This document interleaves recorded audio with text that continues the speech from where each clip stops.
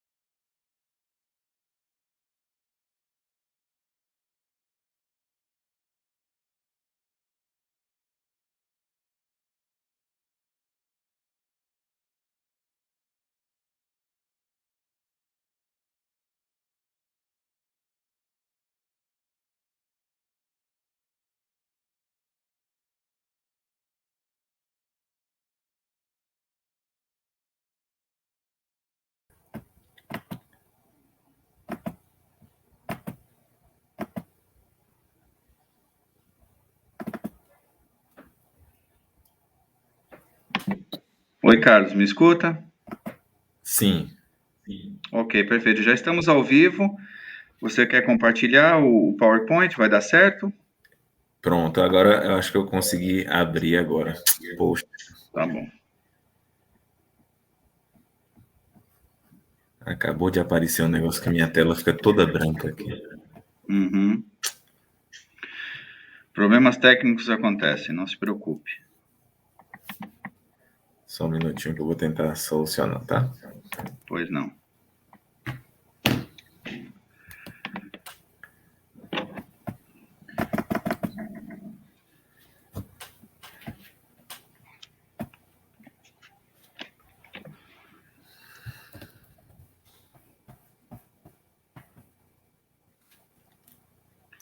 Antes disso, eu vou começar a fazer uma apresentaçãozinha sua aqui, então. Tá ok. Como disse, nosso companheiro Carlos Henrique, com o tema A Reencarnação na Bíblia. Carlos Henrique é graduado em Direito, natural de Vitória da Conquista, na Bahia. Ele é trabalhador no Centro Espírita Francisco de Assis, palestrante vinculado à União Espírita de Vitória da Conquista. Então, já está feita a apresentação do nosso companheiro, e assim que ele tiver o PowerPoint, nós vamos fazer nossa leitura inicial, nossa oração, e a palavra vai ser sua, Carlos. Tá ok. Eu vou tentar compartilhar. Às vezes o computador, você deu um passe no computador antes ou não? Tá precisando, né? Eu brinquei com certos palestrantes que estavam fazendo um evento aqui em Vitória da Conquista certa feita, e aí falando sobre a ação dos espíritos nesses equipamentos eletrônicos. Imagino. Falei em tom de brincadeira, mas aí eles contextualizaram. Eles falaram, não, porque Kardec não teve como falar. E aí puxaram um assunto sério, rapaz, em torno disso. Eu falei, olha, então, realmente parece que... É verdadeiramente, né? Na época de Kardec não tinha iPhone. Exato. Eu vou tentar compartilhar aqui, você me diga se está chegando aí, tá bom? Tá Só um bom. minutinho. Porque aqui para mim.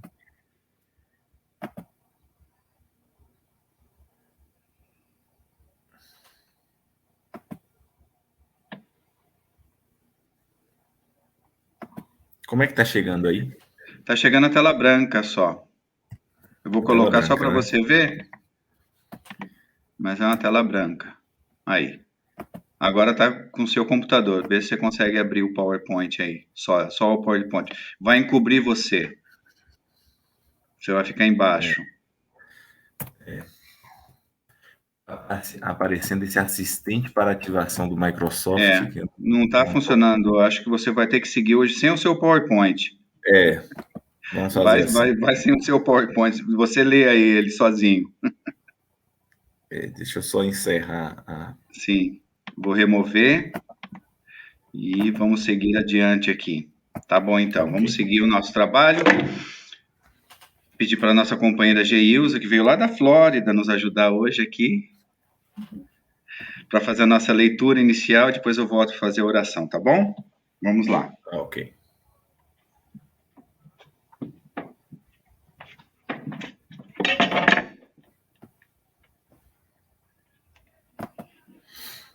Bom dia a todos, os que estão presentes aqui, os que estão nos assistindo online. Sejamos todos bem-vindos em nome desse que nos guia, que é o nosso Mestre Jesus. E a leitura de hoje é a leitura 91 do livro Pão Nosso, psicografada por Chico Xavier, através do Espírito Emmanuel. E diz: Isso é contigo. E disse: Pequei traindo o sangue inocente. Eles, porém, responderam: Que me importa? Isso é contigo. Está no Evangelho de Mateus, no capítulo 27, versículo 4. A palavra da maldade humana é sempre cruel para quantos lhe ouvem as criminosas sinuações. O caso de Judas demonstra irresponsabilidade e perversidade de quantos cooperam na execução dos grandes delitos. O espírito imprevidente se considera os alvítrios malévolos, em breve tempo, se capacita da solidão em que se encontra nos círculos das consequências desastrosas. Quem age corretamente encontrará nos felizes resultados de suas iniciativas aluviões de companheiros que lhe desejam partilhar as vitórias. Entretanto, muito raramente sentirá a presença de alguém que lhe comungue as aflições nos dias de derrota temporária. Semelhante realidade induz a criatura à precaução mais insistente. A experiência amarga de Judas repete-se com a maioria dos homens todos os dias, embora em outros setores. Há quem ouça delituosas insinuações da malícia ou da indisciplina, no que concerne à tranquilidade interior, às questões da família, ao trabalho comum. Por vezes, o homem respira em paz, devolvendo as tarefas que lhe são necessárias. Todavia, é alcançado pelo conselho da inveja ou da desesperação e perturba-se com as falsas perspectivas, penetrando inadvertidamente em labirintos escuros e ingratos. Quando reconhece o equívoco do cérebro ou do coração, volta-se ansioso para os conselheiros da véspera, mas o mundo inferior, fazendo a observação de Judas, exclama em zombaria: Que nos importa? Isso é contigo. Que assim seja.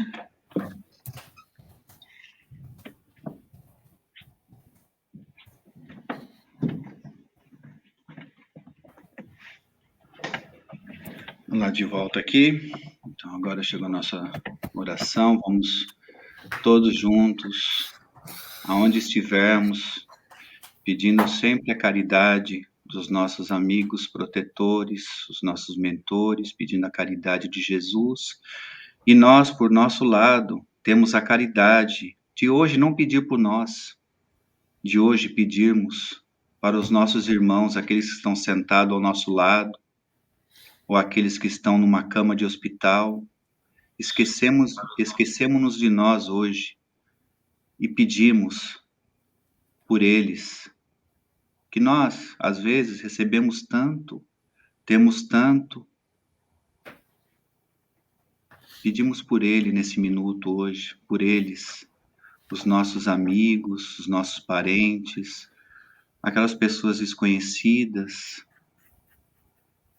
que estão sofrendo agora em qualquer canto do mundo. E nós, por nossa parte, agradecemos a Deus, a Jesus, aos mentores, por tantas bênçãos que recebemos, por tanta ajuda, pela oportunidade desse dia de estarmos aqui reunidos, escutando uma palestra, escutando palavras amigas, escutando o Evangelho de Jesus, nos conhecendo um pouquinho mais, conhecendo um pouquinho mais do Evangelho de Jesus, às vezes palavras antigas, mas que soam como as palavras novas hoje, que nós entendemos diferente.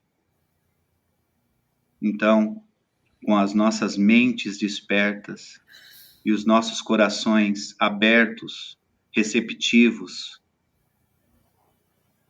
agradecemos por mais esse dia e que o nosso querido companheiro Carlos possa ser envolvido em muita luz e que ele possa ser muito feliz nas suas palavras e que nós possamos ser os maiores beneficiários desse momento de conexão com o plano espiritual. Que assim seja, graças a Deus. Assim seja. Ô Carlos, a palavra é sua, que Jesus te abençoe. Vamos lá então. Muito obrigado. Nós, de antemão, já solicitamos desculpas aos amigos, às amigas que se encontram conectados. Tivemos um problema técnico, mas a Ana Lu, eu acabei passando o arquivo para a Ana Lu e ela está vendo aí se consegue projetar para nós, para que todos nós possamos acompanhar os slides. Se não, nós vamos aqui iniciar o nosso trabalho fazendo a leitura das passagens bíblicas para que os amigos e as amigas possam nos acompanhar. Eu vou esperar aqui o retorno de Ana Lu para ver se ela está conseguindo a projeção. Você consegue, Ana Lu, fazer essa projeção para nós? Eu não tenho o retorno dela aqui pelo WhatsApp. Enquanto isso, muito bom dia a todos, aos amigos, trabalhadores, frequentadores do Centro Espírita na cidade de Newark, em Nova Jersey, nos Estados Unidos. Nosso abraço fraterno e o desejo que a paz de Jesus, o doce e meigo Rabi da Galileia, permaneça em nossos corações hoje e por todo sempre. O Centro Espírita é amor e luz. Ana Lu nos deu retorno aqui que está tentando fazer a projeção. Para iniciar o nosso trabalho, enquanto nós vemos se resolvemos essa questão da projeção dos slides, uma pergunta inicial que nós nos fazemos é: a Bíblia condena ou não o espiritismo? Nós tivemos uma experiência pessoal que é muito ilustrativa. Nós somos católicos, de família tradicionalmente católica, e conhecemos a doutrina espírita com 18 anos de idade. E uma certa visita que foi feita à nossa casa, um dos nossos parentes descobriu que nós estávamos nos inserindo nas fileiras da doutrina espírita. E então essa pessoa, pertencente a uma certa denominação religiosa, abordou a minha mãe e disse a ela: você sabe que a Bíblia condena o espiritismo? E minha mãe, pouco conhecedora das escrituras, disse: eu já ouvi falar alguma coisa, mas nunca vi nenhuma passagem. E então essa pessoa mostrou uma passagem bíblica na qual, segundo ela, estava lá constando que a Bíblia condenava o espiritismo. E então A Bíblia era a Bíblia pastoral catequética da Igreja Católica, que tradicionalmente minha mãe colocava ali ao lado da sua cama. Então, esta pessoa pegou as passagens bíblicas e grifou. E nós temos algumas passagens que foram mostradas à minha mãe e que eu vou fazer questão de trazer aqui para nós, para que a gente possa analisar. Quem quiser acompanhar aí com a Bíblia, que esteja em casa, a primeira passagem está no livro de Levítico, e todas essas passagens estão no Pentateuco, o Pentateuco mosaico, né? Os 5 livros escritos atribuídos a Moisés, e o que os historiadores nos apontam que eles foram escritos há cerca de 4.500 anos atrás, ou seja, 2.500 anos antes de Jesus. E lá, nesta tradução da Bíblia Pastoral Catequética, estava a seguinte passagem, Levítico, capítulo 19, versículo 31. Levítico, capítulo 19, versículo 31, que está registrado: não vos dirijais aos espíritas, nem aos adivinhos, não os consulteis, para que não sejais contaminados por eles. Eu, o Senhor, vosso Deus. Assim está registrado em Levítico. E nesta tradução da Bíblia Pastoral Catequética estava registrado nesses termos.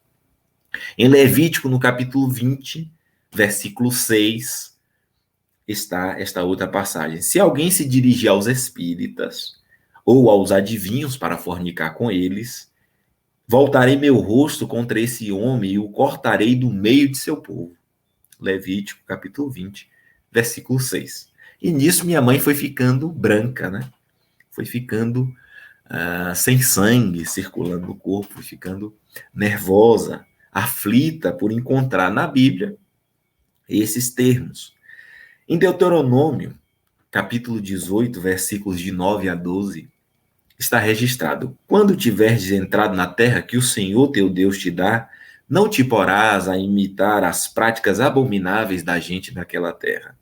Não se ache no meio de ti quem faça passar pelo fogo seu filho ou sua filha, nem que se dê à adivinhação, à astrologia, aos agouros, ao feiticismo, à magia, ao espiritismo, à adivinhação, à invocação dos mortos, porque o Senhor teu Deus abomina aqueles que se dão a essas práticas.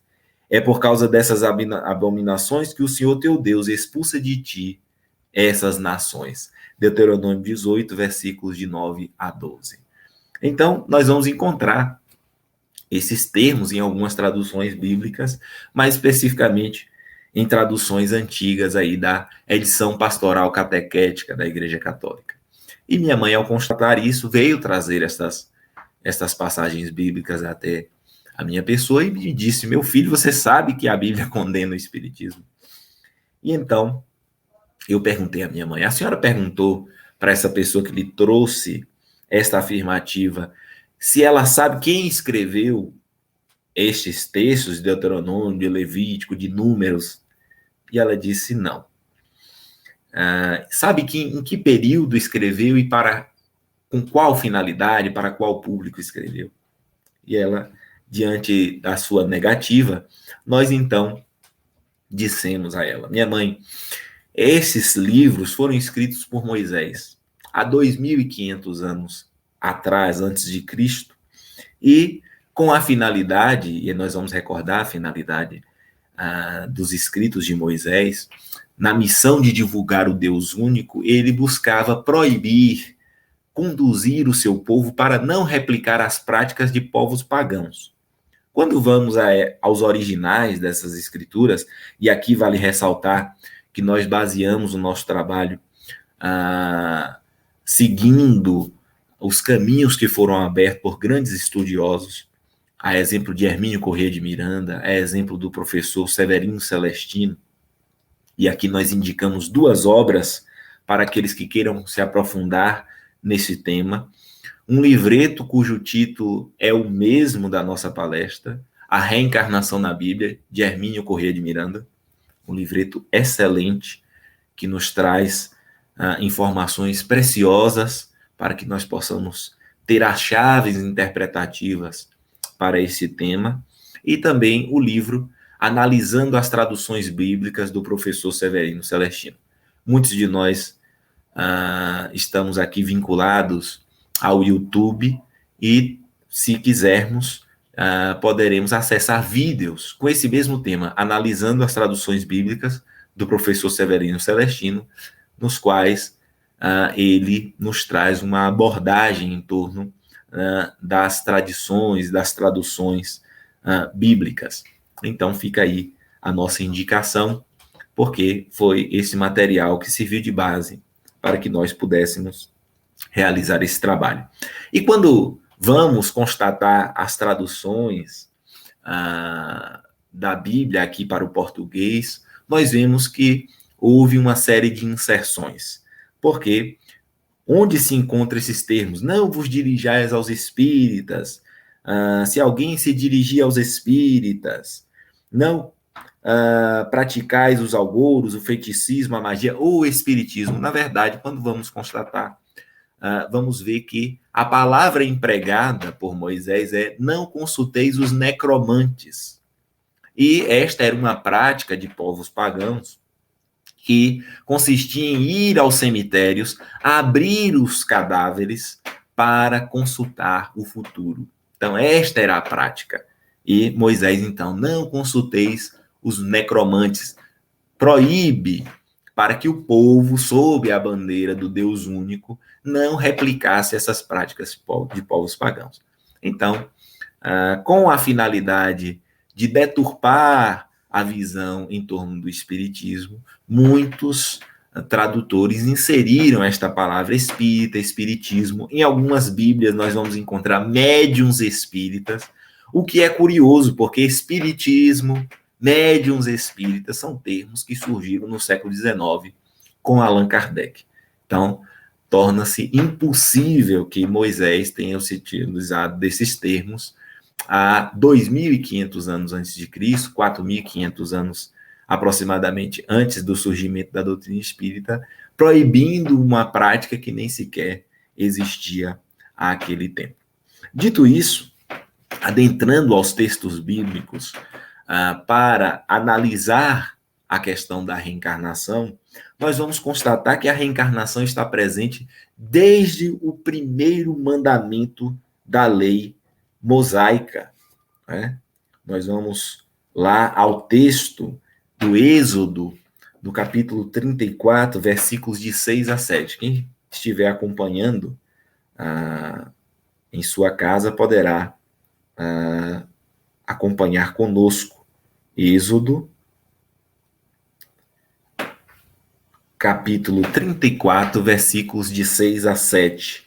E aqui é preciso registrar que nós vamos encontrar um ensinamento bíblico de que a palavra mata, o espírito vivifica, nos recomendando que nós não ficássemos presos à literalidade dos ensinos, que buscássemos a essência espiritual dos ensinos, para que nós pudéssemos bem compreender o que ali está escrito. Porque em uma análise da Bíblia que chega para nós ao português, os estudiosos nos afirmam que nós passamos por 4 grandes traduções, no mínimo, até chegar ao português dos dias de hoje. Nós tivemos a primeira grande tradução dos textos considerados sagrados, que foi a tradução do 70, ou a Septuaginta, que foi a tradução do hebraico para o grego. Então, esta primeira grande tradução do hebraico para o grego, houve já uma grande perda do simbolismo que existia na língua hebraica e que a cultura grega já não foi capaz de abarcar. Nós temos uma grande perda já aí na tradução dos 70 anciãos ou a Septuaginta.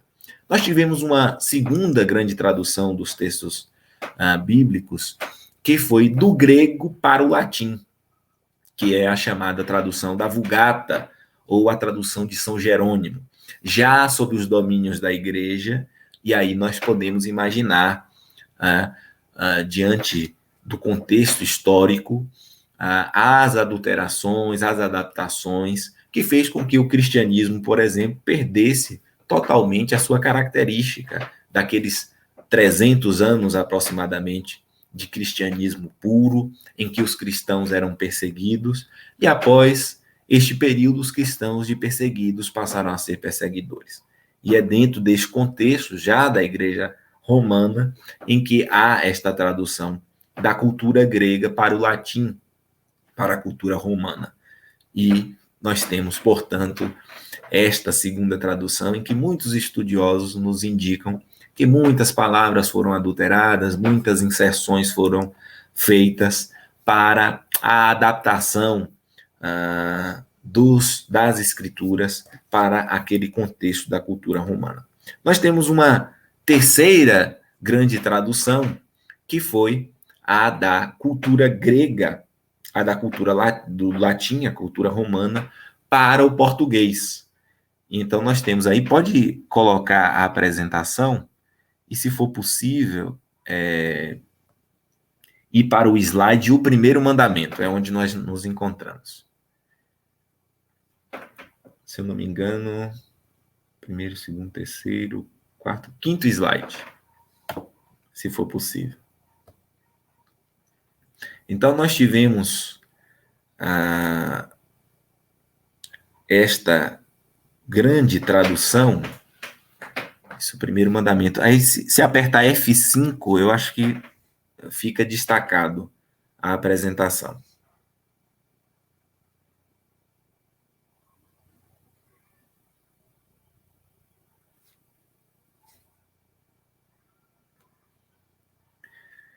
Nós tivemos, portanto, uma terceira grande tradução, que foi a tradução do latim para o português arcaico, que foi feito pelo padre João Ferreira de Almeida. E uma quarta grande tradução, que foi do português arcaico para o português dos dias de hoje. Então, quando nós pegamos uma Bíblia em português, nós iremos constatar que ela passou, no mínimo, por 4 grandes traduções. Daí a necessidade de nós não ficarmos presos à literalidade. Se for possível, vamos dar um destaque ao slide, colocá-lo mais amplamente na tela e nos deixar de forma reduzida, porque eu acredito que nesse tamanho aí não está dando para as pessoas realizarem a leitura. Tem um símbolozinho logo abaixo, que é o de apresentação. Eu acho que fica melhor também.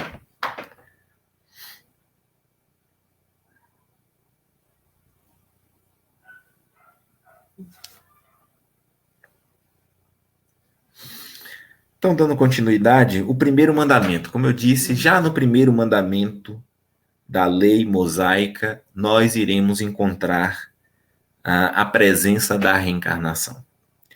Vamos constatar em Deuteronômio, capítulo 5, versículos 9. Capítulo 5, versículos 9, Deuteronômio.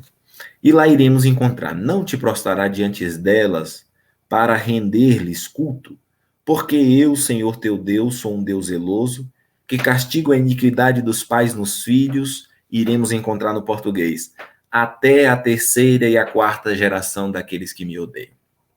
E nós iremos constatar, através dos inúmeros pesquisadores, que este termo até, na verdade, nos originais, se encontra na 3ª e na 4ª geração. Porque se compreendermos que Deus tenha dito que ele castiga a iniquidade dos pais nos filhos até a 3ª e a 4ª geração, significa dizer que até a 3ª e a 4ª geração, 1ª, 2ª, 3ª e 4ª geração, sofrem as consequências das iniquidades, ou seja, dos erros cometidos pelos pais, o que nos leva a concluir que os pais pagariam pelos erros dos seus filhos, até a 3ª e a 4ª geração. Mas quando constatamos e fazemos uma releitura, como se encontra nos originais, e o que é interessante, Hermínio Corrêa de Miranda nos diz que na Vulgata de São Jerônimo, ou seja, na tradução da Bíblia sob o domínio da Igreja Católica, no latim, o termo é na 3ª e na 4ª geração. Que bom que que está projetando, porque aí facilita que as pessoas possam acompanhar. Então, após esse trabalho de desobsessão em que esses slides passaram, nós vamos poder acompanhar de maneira mais profícua. Na tradução da Vulgata de São Jerônimo, nós vamos encontrar na terceira e na quarta geração. E qual o sentido que muda em nós realizarmos uma leitura até a terceira e a quarta geração e quando nós lemos na terceira e na quarta geração? Percebamos o sentido reencarnacionista quando nós lemos: eu sou um Deus zeloso que castigo a iniquidade dos pais nos filhos na terceira e na quarta geração. E a primeira pergunta é: por que Deus pula a primeira e a segunda geração e começa a punir a iniquidade, ou seja, os erros dos pais nos filhos, na terceira e na quarta geração? Porque na primeira e a segunda geração, certamente o espírito que se equivocou, ele mesmo se encontra ainda reencarnado. Ele se encontra no mundo físico. E por isso, a punição não vem na primeira e na segunda geração, mas a partir da terceira e a quarta geração, pois o espírito que se equivocou, ele, a partir da terceira geração, poderá estar retornando para ele próprio sofrer as consequências dos seus atos. Pode passar para o próximo, por gentileza? De acordo com as tradições bíblicas, Moisés, ele quebra a primeira tábua, né, que ele recebe os mandamentos, e ele vai por uma segunda vez ao monte para receber os mandamentos. Está registrado lá em Êxodo, no capítulo 34, versículos de 6 a 7, o Senhor passou diante dele, exclamando: Javé, Javé, Deus compassivo e misericordioso, lento para a cólera, rico em bondade e infidelidade, que conserva a sua graça até 1000 gerações, que perdoa a iniquidade, a rebeldia e o pecado, mas não tem por inocente o culpado, o que nos leva a concluir que o contrário é recíproco, porque castiga o pecado dos pais nos filhos e nos filhos dos seus filhos, e aqui no português iremos encontrar em todas as traduções até a terceira e a quarta geração, e que nos originais iremos encontrar na terceira e na quarta geração. O que vemos que é uma adulteração com uma tentativa clara de retirar o sentido reencarnacionista. E para aqueles que possam dizer que é uma forçação de barra, dizer que houve uma adulteração e o que está posto é até a terceira e a quarta geração. Nós vamos recordar que essa discussão, se os filhos pagariam ou não pelos erros dos seus pais, vai até Jesus. Era uma discussão que foi uma discussão que perdurou em meio ao povo hebreu. Tanto é que quando Jesus cura o cego de nascença, alguns dos seus discípulos lhe perguntam: Senhor, quem errou para que ele assim nascesse? Ele ou seus pais? E Jesus lhe diz: em verdade eu vos digo, nem ele nem seus pais erraram, mas ele assim veio para manifestar a glória de Deus. E hoje, sob os domínios e sob a luz da doutrina espírita, melhor dizendo, Amélia Rodrigues nos esclarece que aquele espírito nada tinha a que se reparar perante as leis divinas. Ele pediu para nascer daquela forma, para contribuir com o messianato de Jesus. Então, nós assim percebemos que essa discussão, se os filhos pagariam pelos erros dos pais, perdura por muito tempo. E para perceber que os profetas retiravam essa ideia de que os filhos pagariam pelos erros dos pais, reforçando a ideia da reencarnação já no primeiro mandamento da lei, nós podemos passar para o próximo slide, por gentileza? Jeremias, o profeta Jeremias, vai esclarecer, né, lá no seu livro, no capítulo 31, versículos 29 a 30. Jeremias, ele vai afirmar: então não se dirá mais, os pais comeram uvas verdes e prejudicado ficaram os dentes dos filhos. Mas cada qual morrerá em razão do próprio pecado. E se alguém comer uvas verdes, serão atingidos os próprios dentes. Percebamos que o profeta aqui chama a atenção para algo muito simbólico ele diz, é um absurdo dizer que os pais comem uvas verdes e desbotados ficam os dentes dos filhos. Então, ele vai nos dizer, cada um sofre as consequências dos seus próprios atos. E ele vai dizer aí na passagem que nós destacamos, cada qual morrerá em razão do próprio pecado. Pode passar para o próximo, por gentileza? Iremos perceber também o profeta Ezequiel arrematando essa ideia, dizendo lá no seu livro, no capítulo 18, versículos de 1 a 3, a palavra do Senhor foi-me dirigida nesses termos. Por que repetis continuamente esse provérbio entre os israelitas? Os pais comeram uvas verdes, mas são os dentes dos filhos que ficam embotados. Por minha vida, oráculo do Senhor Javé, não tereis mais ocasião de repetir esse provérbio em Israel. Ele vai dizer no versículo 20, é o pecador que deve perecer, nem o filho responderá pelas faltas do pai, nem o pai pelas do filho. É ao justo que se imputará sua justiça e ao mal sua malícia.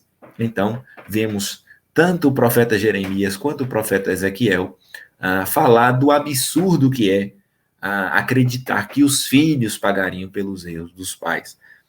Nós vamos lembrar que esse Deus de Israel era um Deus de justiça. Moisés estabelece essas bases da justiça e os demais profetas vêm nos trazer essa ideia que está um tanto quanto permeada de um Deus que é um juiz inflexível, que era necessário ainda realizar sacrifícios, e Emmanuel vai nos esclarecer no livro A Caminho da Luz que eram povos semibárbaros, então não poderiam compreender um Deus totalmente espiritual, mas já nos trazia esta ideia de justiça, de que seria um absurdo os filhos pagarem pelos erros dos pais, confirmando aí que o sentido reencarnacionista já estava presente desde o primeiro mandamento da lei, e que o povo judeu, portanto, acreditava que o homem poderia reviver. Vários elementos que o Espiritismo nos traz, nós já vamos encontrar lá no Antigo Testamento, como vamos constatar com os próximos slides. Podemos passar, por gentileza? Iremos encontrar, por exemplo, a crença na pré-existência da alma, já nos ensinos dos profetas, nas tradições do povo hebreu. O profeta Jeremias, no capítulo 1, versículos de 4 a 5, vai nos dizer, foi-me dirigida nesses termos a palavra do Senhor. Antes que no seio fosses formado, eu já te conhecia. Antes de teu nascimento, eu já te havia consagrado e te havia designado profeta das nações. Então, trazendo-nos aí uma ideia de anterioridade, de pré-existência da alma, da existência da alma antes do nascimento. Isaías, no capítulo 48, versículo 8, vai nos dizer, você não ouviu falar, não soube, e isso nunca chegou a seus ouvidos, pois eu sei muito bem o quanto você é pérfido e que desde o ventre de sua mãe você tem o nome de rebelde. Ora, como é que alguém, sem ter realizado nenhum ato antes do nascimento, poderá ser considerado rebelde, pérfido desde o ventre da mãe? Não é senão o princípio da pré-existência da alma que a doutrina espírita nos traz. E nós temos, pode passar para o próximo? Nós temos a crença dos judeus no retorno do espírito à vida física, em diversas passagens, em que nós vamos sintetizar em duas. Em Malaquias, no capítulo 3, versículo 1, vou mandar meu mensageiro para preparar o meu caminho, e imediatamente virá o seu templo, o Senhor que buscais, o anjo da aliança que desejais, eis o que vem, diz o Senhor dos Exércitos. E aqui, que virá ao seu templo, tinha um significado, o templo de corpo. É quando Jesus, por exemplo, fala que destruiria o templo em 3 dias, e em 3 dias o reconstruiria. O templo seria destruído e seria reconstruído em 3 dias, e os fariseus, os escribas, ficam escandalizados, porque diante do templo de Salomão, eles dizem, esse templo demorou muito tempo para ser construído, como é que ele diz que destrói e o reconstrói em 3 dias. E Jesus, na verdade, estava falando do seu corpo, quando ressurge no domingo, após padecer na cruz na sexta-feira. No capítulo 3, versículos 23 a 24, Malaquias vai nos dizer: vou mandar-vos o profeta Elias, antes que venha o grande e temível dia do Senhor, e ele converterá o coração dos pais para os filhos e o coração dos filhos para os pais, de sorte que não ferireis mais de interdito a terra. Então, era uma crença dos judeus disseminada de que o homem poderia reviver. Eles não utilizavam o termo reencarnação e nem tinha um corpo de ensinos que lhes dessem norte para esta crença. Nós vamos ver mais adiante que eles faziam uma grande confusão, mas eles acreditavam que os grandes profetas do passado poderiam reviver. É por isso que vamos ver Jesus perguntar lá adiante no seu evangelho aos discípulos: quem dizem os homens com relação ao Filho do Homem? Quem dizem que eu sou? E nós vamos ter a oportunidade de analisar essa passagem mais adiante. Questionam Jesus também sobre a vinda de Elias, e nós vamos ver que a resposta dele é fascinante. Iremos encontrar, portanto, esses elementos. E talvez a passagem mais simbólica e mais clara que temos na Bíblia em relação à reencarnação seja o diálogo de Jesus com Nicodemos. Nós podemos passar para o próximo slide, por gentileza? E o diálogo de Jesus com Nicodemos é muito emblemático. Nós vamos recordar que Nicodemos era um doutor da lei, portanto, conhecia todas essas passagens que nós acabamos de analisar, conhecia, portanto, o princípio da pré-existência da alma, o princípio da reencarnação, ou seja, a possibilidade do homem reviver, pois conhecia os mandamentos, conhecia os profetas, viu ali, analisou profundamente os profetas, dizendo que os pais não pagariam pelos erros dos filhos. Então, esse doutor da lei vinha encontrar-se com Jesus sempre à noite, às escondidas, porque constatava em o Cristo uma grandeza que ele não possuía. Como doutor da lei, não queria ser visto tendo contato com aquele galileu simples e humilde, que não tivera acesso aos principais professores de religião e filosofia, como era comum aos doutores da lei da época. Mas reconhecendo a grandeza de Jesus, ele faz uma pergunta a Jesus muito interessante e que nós vamos analisar aqui esse diálogo que o evangelista João, lá no capítulo 3, registra para a posteridade. Podemos passar para o próximo? Então está registrado pelo evangelista que...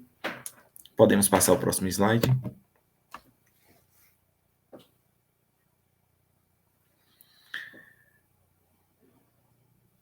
Passou 2. Volta 1, por gentileza.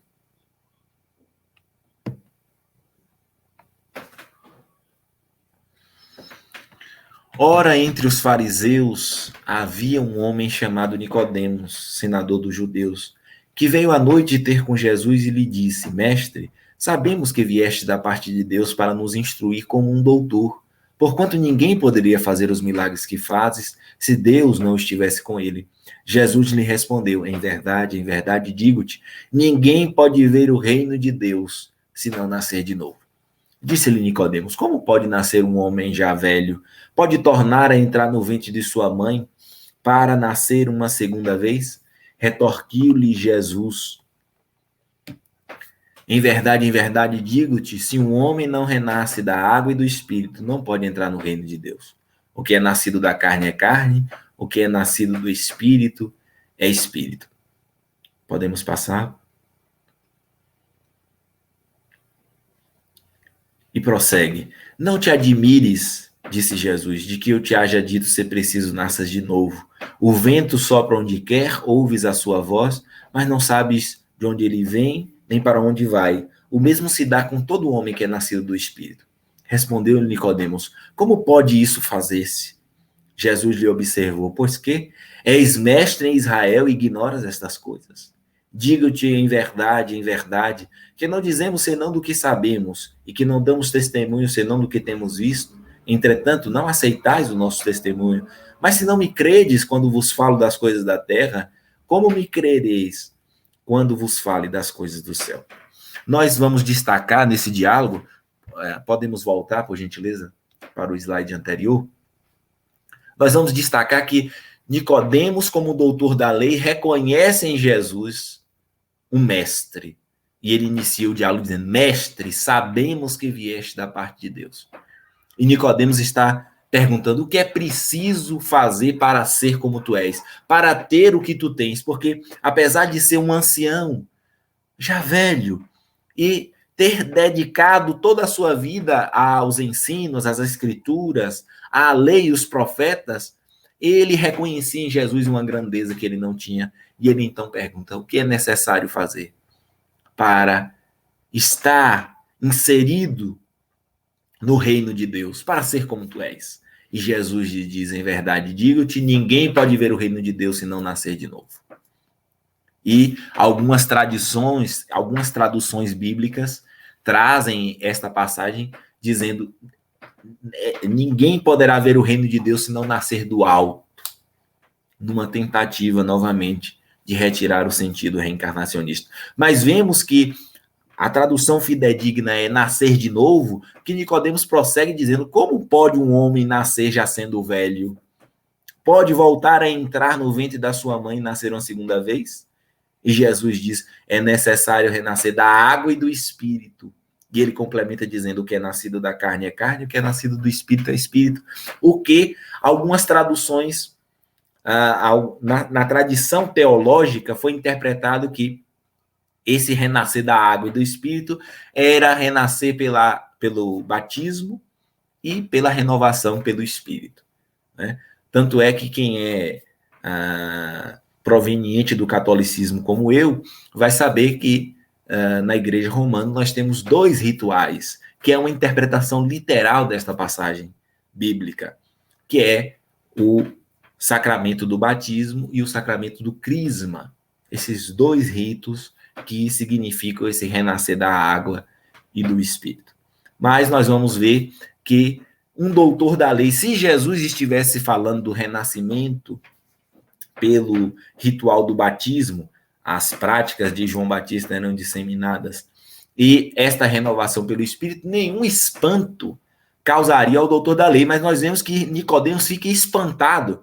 Nós podemos passar para o próximo, por gentileza? Nós vamos perceber que Nicodemos fica espantado, e Jesus diz: não te admires de que eu te haja dito ser preciso que nasças de novo. E aqui ele utiliza uma imagem que era comum a ele se apropriar ali de elementos do cotidiano para trazer um ensinamento profundo. Ele diz: o vento sopra onde quer, ouves a sua voz, não sabes nem de onde ele vem, nem para onde vai. Assim se dá com o que é nascido do Espírito. Ou seja, ele está dizendo: olha, o corpo é proveniente do corpo. São os pais que fornecem o corpo dos filhos, mas o Espírito não é proveniente dos pais. O Espírito, nós não sabemos de onde vem nem para onde vai, ou seja, ele tem toda uma experiência anterior ao berço e terá toda uma experiência posterior ao túmulo. E nós vemos o espanto do doutor da lei dizendo: como pode isso fazer-se?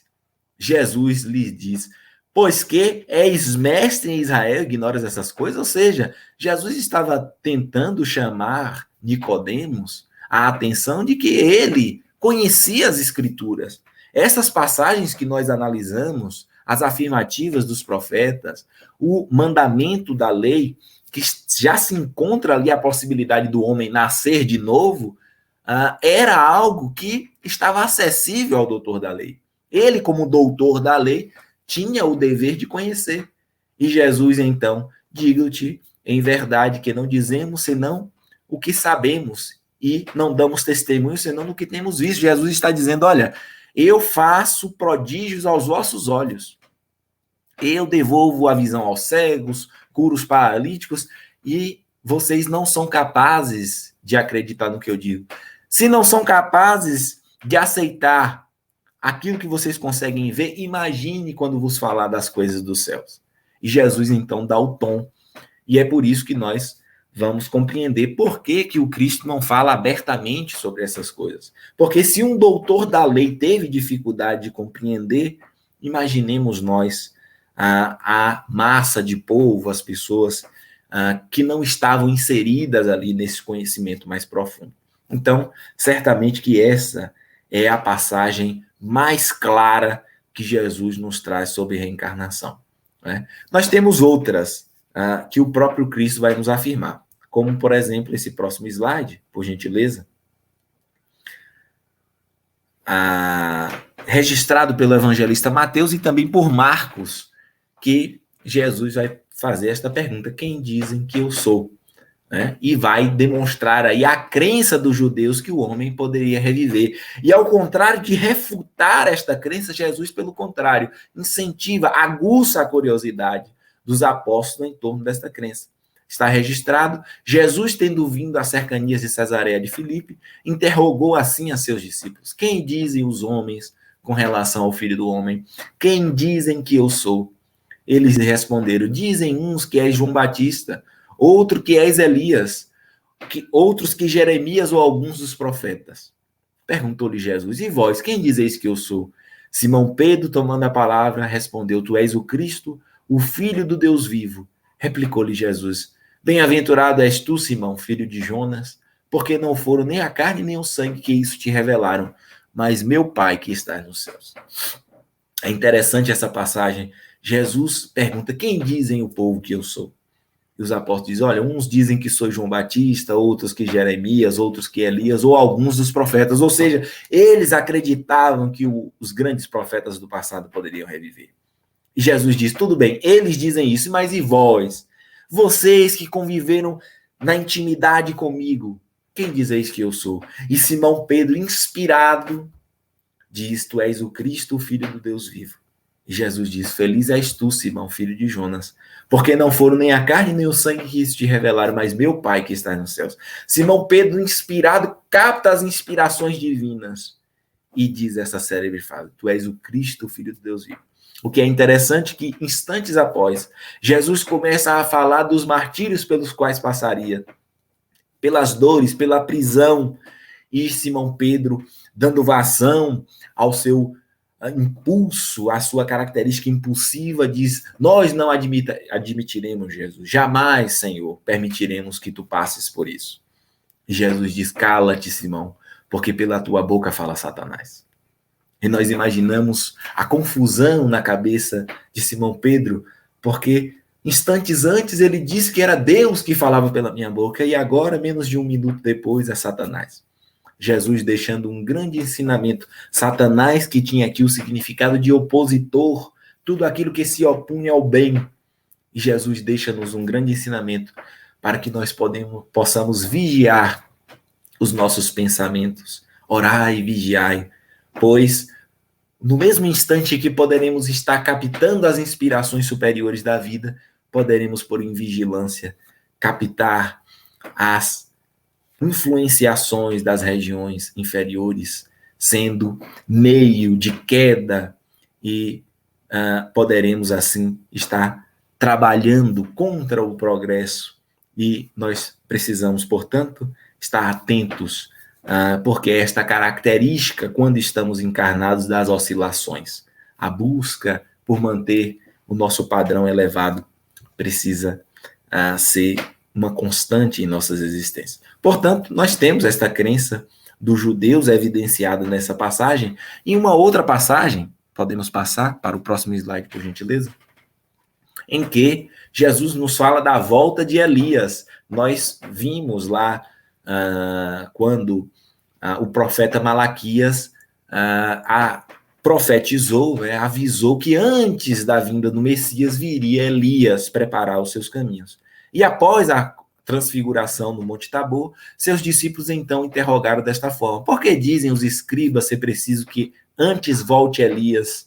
Jesus lhes respondeu: é verdade que Elias há de vir restabelecer todas as coisas, mas eu vos declaro que Elias já veio, e eles não o conheceram e o trataram como lhes aprouve. É assim que farão sofrer o Filho do Homem. Então seus discípulos compreenderam que fora de João Batista que ele falara. Jesus, nesta passagem registrada pelo evangelista Mateus e Marcos, deixa claramente registrado que João Batista é a reencarnação de Elias. E para aqueles que, mais uma vez, digam: mas aí existem margem para outras interpretações, talvez não seja bem assim, talvez João Batista tenha vindo exercer a função que estava prevista para Elias. Podemos passar para o próximo slide, por gentileza? Nós temos o registro bíblico da existência de Elias, que nós vamos encontrar lá no segundo livro de Reis, no Antigo Testamento. E temos o registro da vida de João Batista, já no Evangelho de Jesus. Quando vamos ao segundo livro de Reis, nós vamos ver que Elias é um grande profeta das tradições do povo hebreu. E na sua passagem bíblica mais célebre, que várias obras literárias, cinematográficas reproduziram, que é quando ele lança o desafio aos sacerdotes adoradores do deus Baal, que eram povos pagãos, e ele, divulgando o Deus único em meio a esses povos, lança um desafio a esses sacerdotes. Esses sacerdotes estavam submetidos ao rei Acabe e à rainha Jezebel. E então, o desafio que Elias lança a esses sacerdotes é: aquele que conseguisse atear fogo à lenha no altar somente através dos rituais e das orações ao seu Deus, comprovaria que o judeu era o verdadeiro. Então, os sacerdotes do deus Baal aceitam o desafio, começam a fazer sacrifícios, homenagens a esse deus, e após um período sem lograrem êxito, franqueiam a vez a Elias. E Elias, então, ajoelhando-se, fazendo uma oração, consegue atear fogo à lenha do altar. E o espírita, lendo esta passagem bíblica hoje, no século XXI, poderá dizer: mas isso trata-se de um folclore bíblico, porque como é que a pessoa, através da oração, poderá atear fogo à lenha do altar?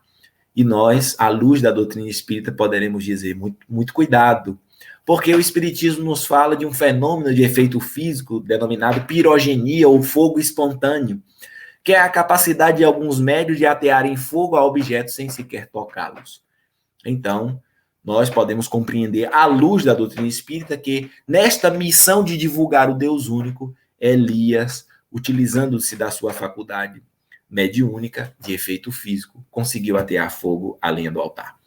Diz-nos o relato bíblico que ele, então, no ato de euforia, constatando o Deus único como Deus verdadeiro, manda decapitar os sacerdotes adoradores de Baal, causando um ódio profundo, um ressentimento muito grande nos reis Acabe e na rainha, no rei Acabe e na rainha Jezebel. O tempo passa e, conforme a visão espírita e o que podemos constatar na afirmativa de Jesus, ele retorna como João Batista, o mesmo espírito, e realiza a missão de preparar os caminhos do Senhor. E nós vamos ver que João Batista, ele morre decapitado. E então, nós temos aí uma semelhança dessas histórias. Chico Xavier perguntou a Emmanuel se Elias, João Batista, Elias tendo reencarnado como João Batista, se necessariamente ele precisaria passar pela decapitação, já que a lei de causa e efeito é uma lei moral, que não necessariamente nós teríamos que passar por aquilo que fizemos sofrer. E então, Emmanuel esclarece a Chico de que Elias, ele se equivoca quando manda decapitar os sacerdotes adoradores de Deus Baal, e se equivoca novamente como João Batista, porque nós vamos recordar, ele foi preso pelo rei Herodes por denunciar de maneira veemente os escândalos da corte de Herodes. Herodes havia desposado a antiga esposa do seu irmão, a rainha Herodíades, e então João Batista denuncia de maneira veemente. Herodes o manda prender e, em uma festa na corte, Herodíades possuía uma filha, Salomé, muito bela, e após uma dança de Salomé, Herodes, empolgado, empenha a sua palavra de rei, dizendo que aquilo que Salomé pedisse, ele cumpriria. E então, influenciada pela sua mãe Herodíades, que possuía um ódio tremendo de João, ela pede a cabeça de João Batista. E é assim que João Batista morre decapitado. À luz da doutrina espírita, nós iremos compreender, através do livro do autor Bittencourt Sampaio, de que Herodes e Herodíades, na verdade, eram os reis Acabe e a rainha Jezebel, o rei Acabe e a rainha Jezebel, que reencarnados se encontravam. E quando João Batista denuncia de maneira veemente os escândalos da corte, aquele ódio do passado reacende. Então, a lei de causa e efeito toma esta vertente do olho por olho, dente por dente, porque nós vamos recordar que a lei pode tomar esta vertente de acordo com as nossas atitudes. Então, ele passa também pela decapitação. Quem continuar achando que é uma forçação de barra dizer que João Batista é a reencarnação de Elias, nós vamos constatar que o livro de Reis e os evangelhos existe um lapso de tempo muito grande. E quando vamos constatar o relato em torno do profeta Elias, iremos encontrar o relato de que ele se vestia com peles de camelo e se alimentava com gafanhoto e mel. E o relato de João Batista é exatamente o mesmo nos evangelhos. Se alimentava com peles de camelo, se vestia com peles de camelo e se alimentava com gafanhoto e mel. E é por isso que nós vamos encontrar, já para nós finalizarmos o nosso trabalho, o codificador Allan Kardec fazendo uma pergunta muito interessante aos espíritos em O Livro dos Espíritos. Podemos passar para o próximo slide? Quando o codificador está trabalhando a pluralidade das existências, na questão 166, ele questiona os espíritos. Como pode a alma, que não alcançou a perfeição durante a sua vida corpórea, acabar de depurar-se? E os espíritos respondem dizendo, sofrendo a prova de uma nova existência. E eu lhes digo, meus amigos, se eu fosse o codificador da doutrina espírita, eu já me daria por satisfeito com essa resposta e pularia para a próxima. Mas não Allan Kardec. Com sua alta capacidade, ele abre um item A para esta pergunta e questiona novamente. Podemos passar para o próximo? Como se realiza essa nova existência? Será pela sua transformação como espírito? Percebamos a capacidade de Kardec. Ele estava antenado com a interpretação bíblica, com a interpretação do diálogo de Nicodemos por parte dos teólogos. Vejamos, ele questiona como se realiza esta nova existência. Será pela transformação como espírito? Ou seja, pela interpretação que dão os teólogos? E os espíritos respondem, depurando-se, a alma indubitavelmente experimenta uma transformação. Mas para isso, necessária lhe é a prova da vida corporal. E eu lhes afirmo novamente, diante dessa pergunta, dessa resposta, eu daria por encerrado. Mas não o codificador. Ele abre um outro item, o item B. Podemos passar? A alma passa, então, por muitas existências corporais. Vejamos que Kardec não quer deixar nenhuma brecha para outras interpretações no seio da doutrina espírita. E os espíritos respondem, sim, todos contamos com muitas existências. Os que dizem o contrário pretendem manter-vos na ignorância em que eles próprios se encontram. Esse é o desejo deles. E nós poderemos acreditar que Kardec se deu por satisfeito agora, mas estamos equivocados. Ele abre um item C, um outro item para esta mesma pergunta, e então questiona, parece resultar desse princípio que a alma, depois de haver deixado um corpo, toma outro, ou então reencarna em novo corpo. É assim que se deve entender? E os espíritos, já não suportando mais, dizem, evidentemente. Então nós temos, portanto, o princípio da reencarnação, da pluralidade das existências, consagrado no seio do Consolador. É esta doutrina espírita que vem resgatar a mensagem de Jesus e os ensinos bíblicos para a atualidade do mundo. É por isso que na próxima questão, na questão 171, nós vemos, quando o codificador questiona os espíritos, em que se funda o dogma da reencarnação. E os espíritos iniciam a resposta dizendo, na justiça de Deus e na revelação, pois incessantemente repetimos, o bom pai deixa sempre aberta a seus filhos uma porta para o arrependimento.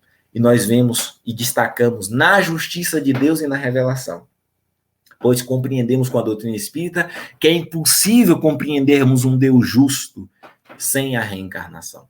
É com a reencarnação que todas as anomalias, todas as diferenças que nos caracterizam são explicadas. e passamos a perceber que nós somos os artífices da nossa existência. Somos hoje o que fizemos de nós ontem, seremos amanhã o que fizermos de nós hoje. E nós destacamos também na revelação. Muitas pessoas poderão dizer, mas não é a doutrina espírita que nos traz a reencarnação? Outras doutrinas, milenares até, já haviam nos falado da reencarnação.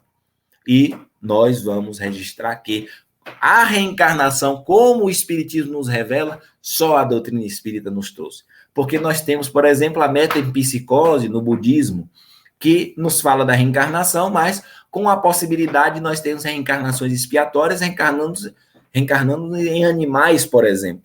Então, o que a doutrina espírita refuta, porque nos traz a reencarnação atrelada à lei do progresso. O espírito não retrograda, o espírito não evolui. O máximo que o espírito pode permanecer é estacionário. Portanto, a reencarnação atrelada à lei do progresso é uma revelação que nos traz a doutrina dos espíritos. Esta lei que pode ser resumida na célebre frase que está na lápide do codificador da doutrina espírita: nascer, morrer, renascer ainda e progredir sempre. Tal é a lei. Assim, meus amigos e minhas amigas, nós finalizamos as nossas reflexões, mais uma vez, pedindo desculpas pelos problemas técnicos, mas convictos de que Jesus nos ampara a todos. Nós tivemos a intenção de, com este trabalho, nos incentivar para o aprofundamento em torno desse tema.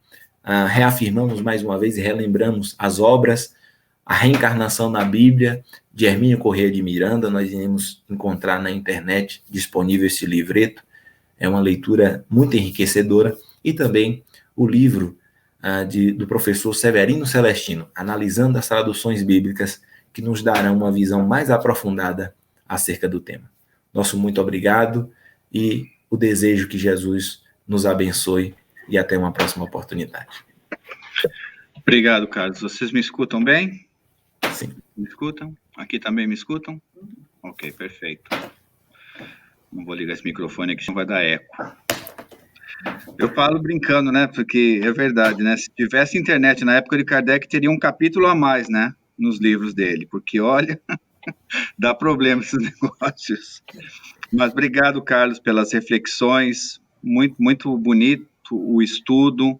Nos traz uns esclarecimentos muito bons. Eu vou passar aqui, que nós temos público aqui, daqui a pouco eu viro a câmera, mostro todo mundo aqui, todo mundo fazendo tchauzinho. Se alguém tem algum comentário, eu li aqui, só tem uns agradecimentos, né, do Giovanni, eu vou colocar aqui na tela para a gente. Obrigado, Ana Lu, pela ajuda. Então, ele coloca aqui, fantástico. Muito obrigado, Carlos, pela mensagem maravilhosa. Gratidão ao Centro Espírita Amor e Luz pela oportunidade. Eu também agradeço, né, porque nós estamos aqui, teve essa oportunidade de esclarecimentos, né, e eu abro, se alguém tiver algum comentário, alguma pergunta para o Carlos. Nós estamos em pessoa aqui, ao vivo, né, quer dizer, presencial e online. Mas eu acho que todo mundo entendeu direitinho, ninguém tem pergunta nenhuma para você, viu, Carlos? Todo mundo aprendeu tudo. Das duas, uma. Ou entenderam tudo ou não entenderam nada. Eu prefiro acreditar na primeira. Na primeira, melhor. Mas muito obrigado, agradecemos. São reflexões importantes, baseadas na Bíblia. Eu gosto muito do professor Celestino Severino.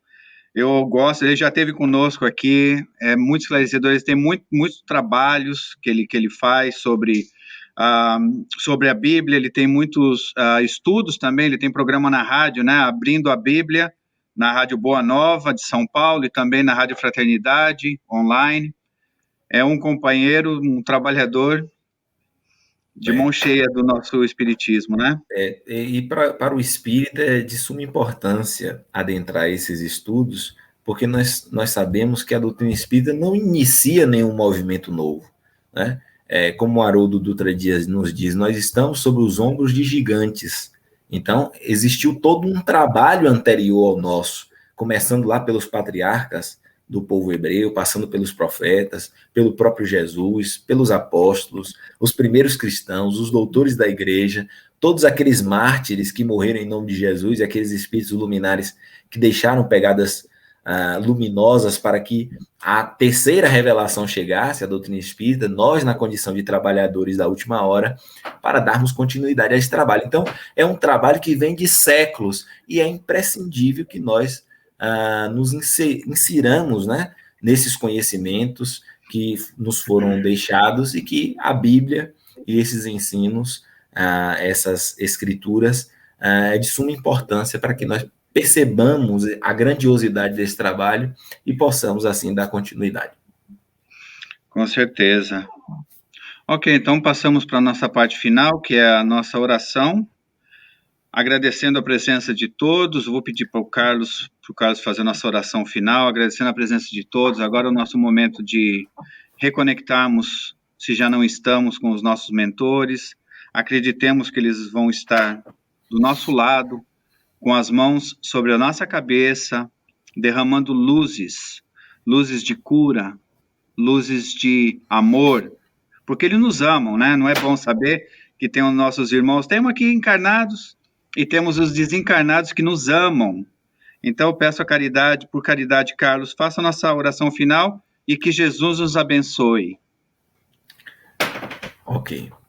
Então vamos, neste momento, mantendo este clima de harmonia e de paz, solicitando a presença amorosa de Jesus, buscando em nossa tela mental esta figura do Cristo que se coloca ao nosso lado como um amigo incondicional de todas as horas, como divino jardineiro a semear as sementes do Evangelho em nossos corações, e que nós, assim, Jesus, receptivos, abertos a esses ensinos, a esta semeadura, possamos acolher estas sementes em nossos corações para que elas germinem e dê frutos, e que assim possamos nos tornar exemplos vivos do Teu Evangelho, continuadores, páginas vivas do Teu Evangelho na atualidade do mundo.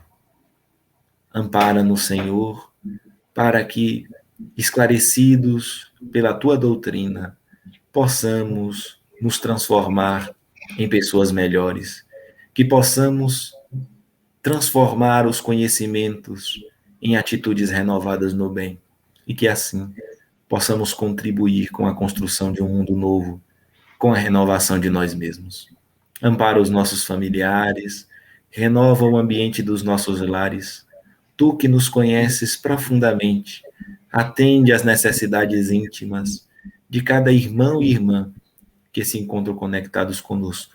E nesta grande corrente de amor e luz, possamos, assim, vibrar em consonância com as regiões superiores da vida, para que, vibrando nesta sintonia de harmonia e de amor, possamos colaborar com todos aqueles que nos cercam, dando exemplo do Teu Evangelho em nossas vidas. Que o Teu amor, que a Tua luz nos envolva hoje e sempre. Que assim seja.